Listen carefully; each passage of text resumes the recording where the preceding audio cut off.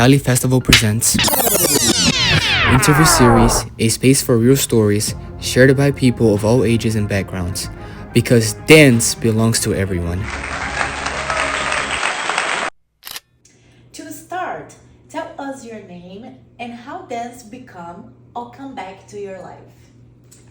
My name is Elaine Herda, and my parents tell me that I was dancing almost from the day I was born. Dancing at weddings, I was a flower girl, and all they remembered about me at the wedding was that I was dancing all the time. And then my mother offered me the chance to either take dance lessons or piano lessons. Well, that was a no-brainer. Really, I chose the dance lessons. Ballet has always been my favorite dance form, but because I have never had any turnout, I explored a lot of other dance modalities to see if there was something that suited me a little bit better. But I always come back to ballet no matter what, and I have, even now. Wow, beautiful journey. Yes, it's an incredible journey. You were 74, Yes. still dancing, Yes. and inspire so many. How important is it for you and have ballet class as part of your routine? Well, in April of 2003, I sustained both a pelvic and a brain injury as a result of a fall during a team building event at my place of work. I spent 2 years recovering and thought that I would never ever dance again.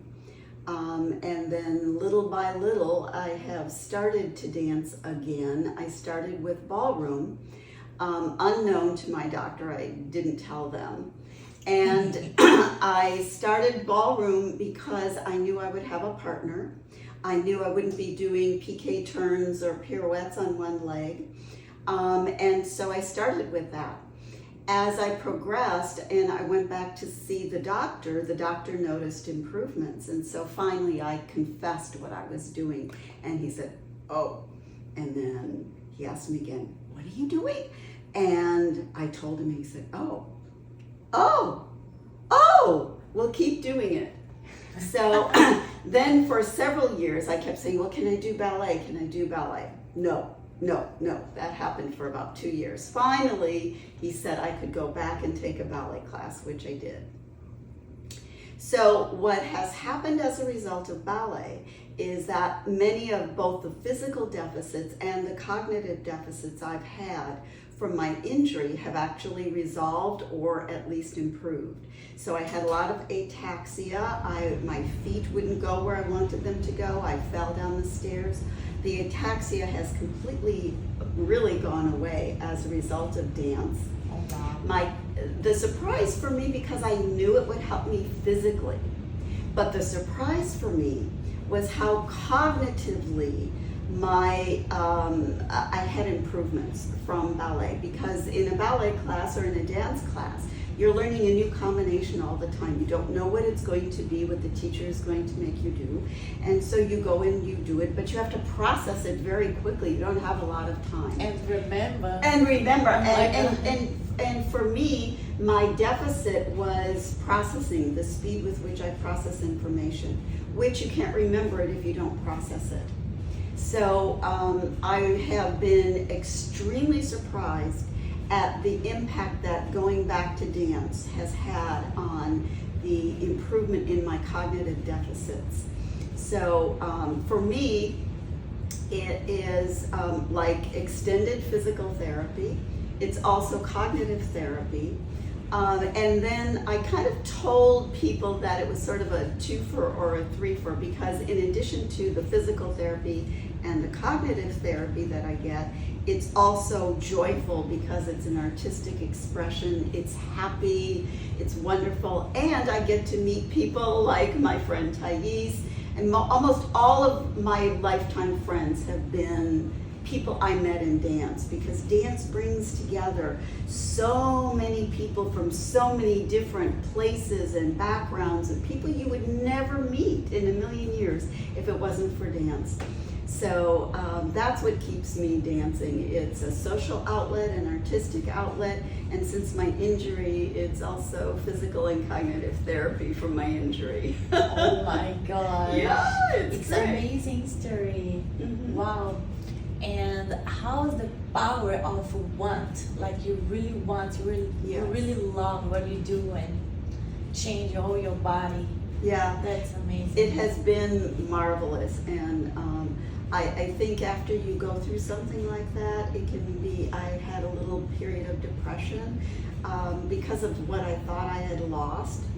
And I remember saying at a mediation with a person who was responsible for my injury, and I remember saying, I want you to remember when you're out doing the thing you love the most, that you took that away from me, because at that time I thought I would never dance again. I couldn't walk, I had no balance, it was terrible, and I really believed that I would never dance again. So to not only be dancing in class, but to be performing again on stage in the Nutcracker is just, for me, I cried just thinking about it. Oh my gosh, I can't imagine. But I'm glad everything changed because you are the boss of your body. It's very empowering, Yes. to overcome something like that. To, I think class it gave me confidence. And then my first competitions in ballroom gave me more confidence. And that's part of what performing does. It gives you confidence. First of all, it takes a lot of courage. You're right? Yes. And then after you have overcome that, then you strive to be good, and you're never as good as you think you want to be, But that's okay, because you learn from that. And then that's empowering as well. So you're right. It's very empowering to dance, period, and particularly to perform. Many adult dancers feel like they are too old or too late to perform. What would you say to them? Well, I guess it depends on how you feel. But I do think having something to look forward to, having something to prepare for, both physically, cognitively, emotionally, helps to keep you young and vibrant. I remembered that when I first came to Sarasota, I was thinking about stopping. And I was inspired by somebody who was part of Sarasota Ballet at the time. Her name was Liz Bergman. She was the director of the dance program at Harvard University, and she used to dance in the studio with Yo-Yo Ma. He would come and bring his cello. She was in her 80s, and I took her class. And then she put together a little one-woman show where she wrote her story and told her life story and danced, and she presented this life story here in Sarasota, and I believe she took it to New York as well. But watching someone like Liz, who was 81, still doing this, still dancing, she was a modern dancer, not a ballet dancer, and using dance to tell her story, she inspired me. And I hope that maybe I'm inspiring some other people now the way she inspired me. For sure, you inspired me. Sorry to interrupt. It's okay. And mostly I hope, especially in the Nutcracker where we're with young people, and sometimes I think young people think, well, I'm not going to be a professional dancer, I'm not good enough, or that's not what I want to do, or whatever. But dance teaches you so much about life, so many things that you take to life, courage and resilience and teamwork and being part of something bigger and learning how to trust your partner, trust your friends, how to be there for them, learning to be patient, learning to work hard, learning when you fall down on the floor and you pick yourself up and knowing what that feels like. So the life lessons that you learn from dance are forever, and I've never been a professional dancer. I'm not even a good amateur dancer, but the lessons you learn from life will stand you in good stead no matter what you do in your life. If you become a teacher, or, for me, I used to speak at medical conventions and things like that. So no matter what you do, they're very important lessons. Oh, thank you. I couldn't say better answer. Thank you. What do you think about the Thalhe Festival creating a space especially for adult dancers? I think it's about time. There are very few performance opportunities for adults. And part of that is for a good reason. I think when you see a little 4-year-old in a pink tutu or a cute little bunny costume or something on the stage, they can go out on the stage and cry or do nothing, stand still, or fall on their little rear ends, and everybody thinks it's adorable. When an adult goes out and makes a fool of themselves, it's not so cute anymore. So I think for adults, we know it's not cute, to not look good, and so we take it more seriously because we are adults. So there are very few performance opportunities, particularly in ballet. I think other dance forms like tap and contemporary or modern dancers sometimes find a home dancing in theater productions. Ballroom, of course, has ballroom competitions for adults. But overall, particularly in ballet, it's very, very difficult to find performance opportunities for adults.